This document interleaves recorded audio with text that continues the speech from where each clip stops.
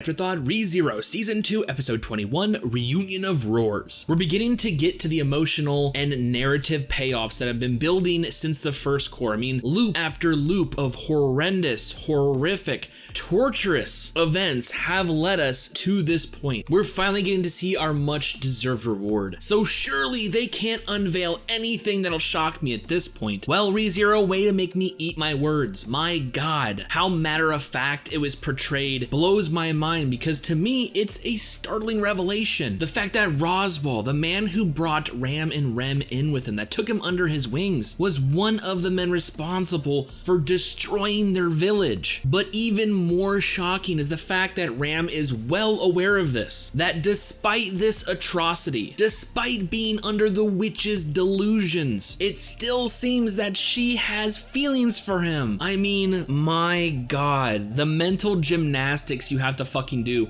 are ridiculous, and the only way that I can comprehend that was the fact that we do know a little bit of their circumstances when it comes to the Oni village, you know, the village of demons. The fact that Ram and Rem were twins, each one with a single horn, seen as a pariah to their village. Just think of the emotional toll, the overall impact that could have on a child's life. Then to be relieved of the one thing that actually makes you a demon, to be taken in and given a purpose. It's like breathing new life into a broken toy. But we can't forget, Roswaal's the one that fucking broke you. Ram, I don't get it. Are you seeing something we don't? Are you seeing every decision he's made so far was only because he's listening to his gospel, the tome of wisdom, speaking the words of the witch? You don't know that for a fact. You're just hoping that's the reason. What we have here is a man backed into the corner, willing to do anything for his one singular goal. So when his mind games don't work on a new steadfast, confidence-fueled Amelia, the only conclusion that this dude sees is a Ma-Beast kamikaze. Revealing the mechanics behind summoning the Great Rabbit, we see Roswaal attempting to use the Ryuzu Meyer catalyst core, the one that is powering the sanctuary, to in fact change the weather. His actions mixed with his earlier words to Amelia that this world is coming to an end, that the sanctuary and even the royal selection does not matter, is signifying that he has given up on this loop. I guess they have delusions in common. No matter how unrealistic her desire may be, Ram has been working towards her own endgame. Yes, machinations behind the scene, including deals with Otto. Ram has set up her own emotionally charged confrontation between her and her master, where we get the giant reveal that she intends to separate Roswaal from his tome of wisdom, that Roswaal himself was in fact one of the men responsible for destroying the demon village. And yes, the fact that she is well aware of this. But because she laid that groundwork, this inevitable clash was not 1v1. No, Ram has not entered this fight alone. With a parting gift from Subaru, Ram has garnered a teammate, the now currently stray spirit known as Puck. It seems this may actually even the odds when taking on the Master of Magic. And just like clockwork, the results of the battle are currently unknown as we cut back to the Roswaal estate. The mansion has once again been infiltrated by Elza Granhirt, the Bow Hunter, as we see a frantic Petra torn between her obligations to Subaru and her own well-being. With thoughts of Rem flowing through her head, this indecisiveness has allowed Elsa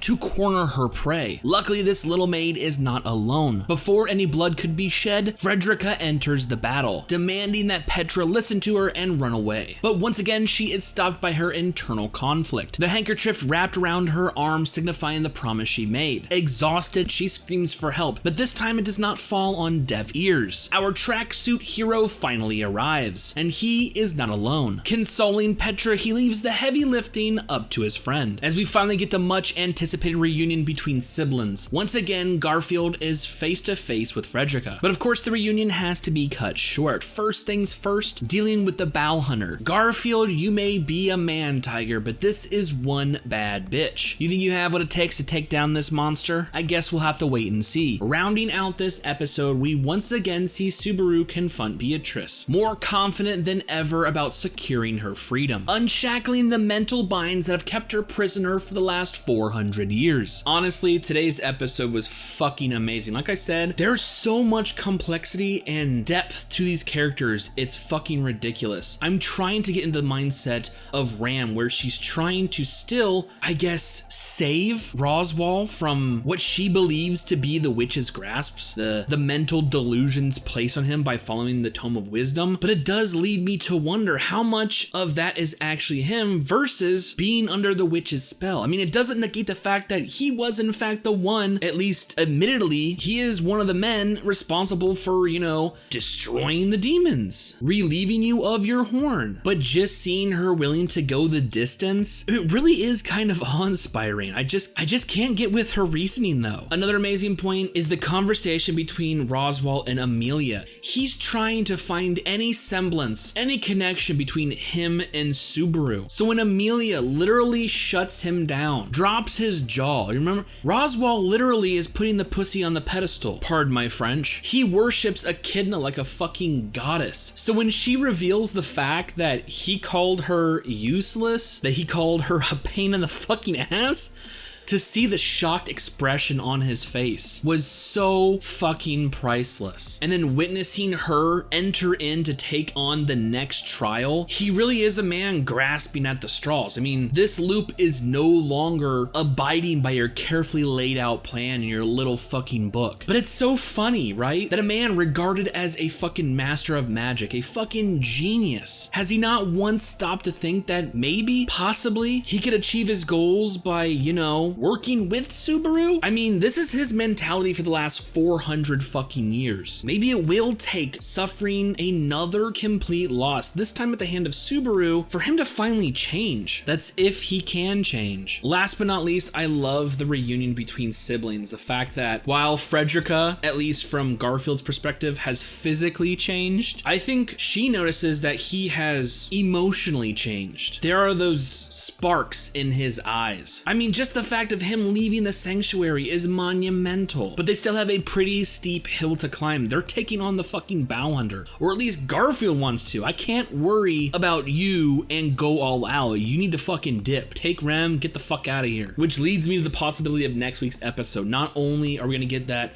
much emotional resolution between Beatrice and Subaru. Now with everything that he knows, all of his fucking knowledge about the sanctuary, her past, everything to do with fucking Echidna, I'm waiting for that moment where she finally takes his fucking hand. Pair that with a possible battle between the Bow Hunter and Garfield, like, I'm so fucking ready.